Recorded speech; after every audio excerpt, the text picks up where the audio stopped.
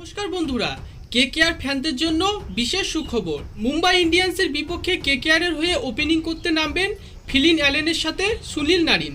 শুধুমাত্র একটি ম্যাচের জন্য ফিলিন অ্যালেনের সাথে সুনীল নারিনকে ওপেন করানো হয়েছিল।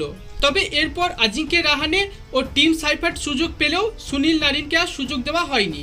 আইপিএল 2026-এ কলকাতা নাইট রাইডার্স দলের অধিনায়কত্ব সামলাচ্ছেন আজিঙ্কে রাহানে এবং তিনি কেকেআরের হয়ে ওপেনিংও করছেন। 2026 সালে রাহানের ক্যাপ্টেন্সি এবং ব্যাট হাতে পারফরমেন্স খুবই হতাশাজনক। এখনো পর্যন্ত তিনি 12টি ম্যাচ খেলেছেন। তার গড় 22.82, স্ট্রাইক রেট 130, মোট রান 251 এবং সর্বোচ্চ স্কোর 67।